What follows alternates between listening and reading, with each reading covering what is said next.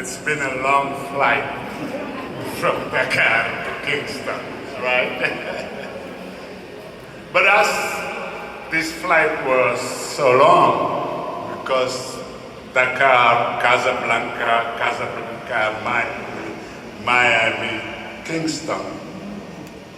And I was thinking about, well, what would you say about someone whose every day is about people? So an opening of an exhibition, it is not a scholarly lecture. So what I'm going to do, I'm just going to talk about a little bit about this guy that, as I was finishing my doctorate in Paris, and I came home one day at 6 o'clock, the Air France flight, and as I was going toward my room, my dad said, you can't go there.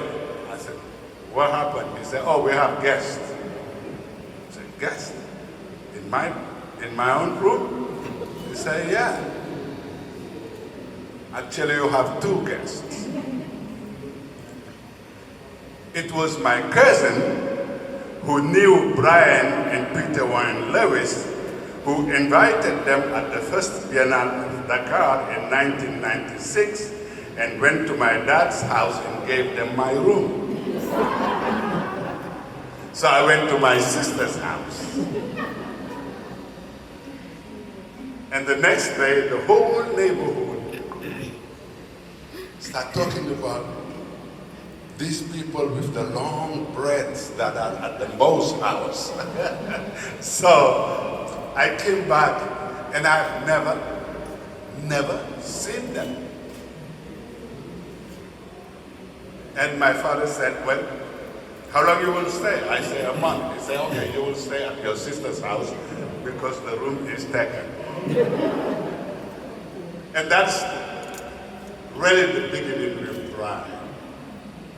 Another aspect, as we evolve in the art world, every year I said, Bryan, I have to do an exhibition for you.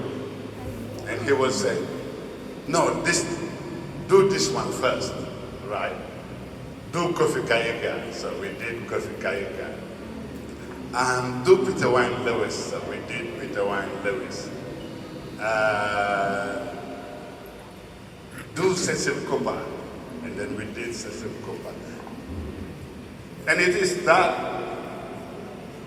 generosity, that sense of the modesty of making sure that the access you have, the access you're struggling for in the art institutions is not just for you, but it's for the artists you left home. I remember in 1999, I was hired to build the African American Research Library and Cultural Center in Fort Lauderdale. And in 2004, Bryan came and said, you know what, son? I said, no. He said, and your father is a Pan-Africanist? I said, you don't know Barrington? Come, let me show you.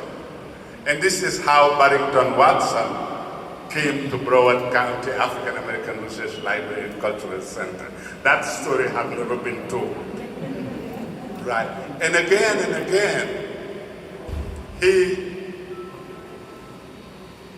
always put himself on the side and to advance Jamaican artists at the level of the institution at which most artists wanted to be there. If you are given an exhibition at the Museum of Contemporary Art of Miami, something must be wrong about you to say, well, do this one first. And Bryan will always say, you do me later. Right? So, as we're moving now toward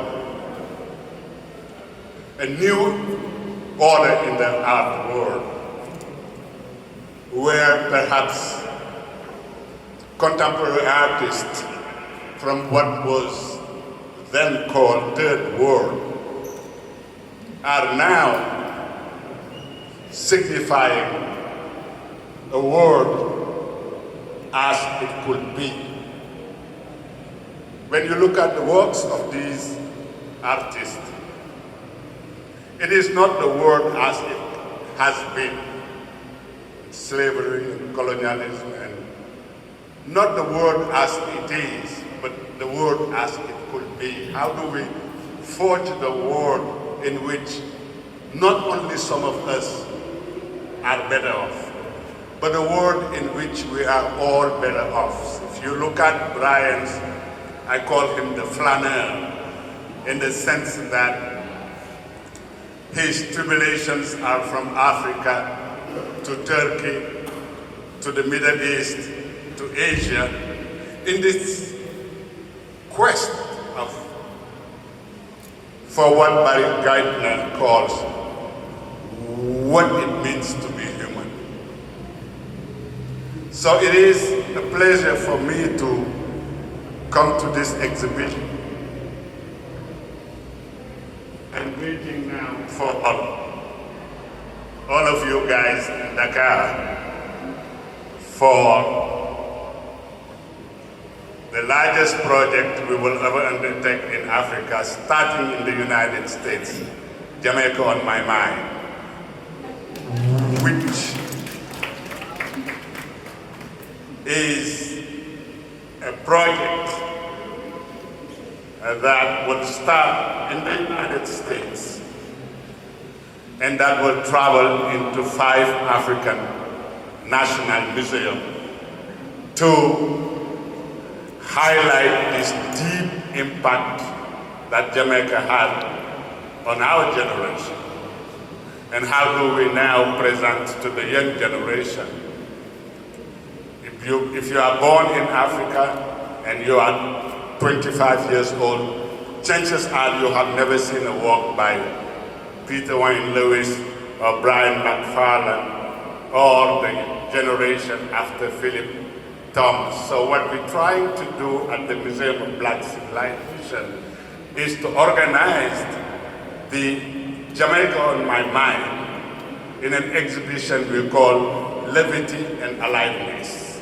So therefore this combination of being alive on the basis of levity that will now present to the young generation of Africa the visual production, contemporary visual production of Jamaica. I thank you for your attention. I thank you, Bryan, for making sure that I feel guilty if I did not come. So I am here. Thank you very much.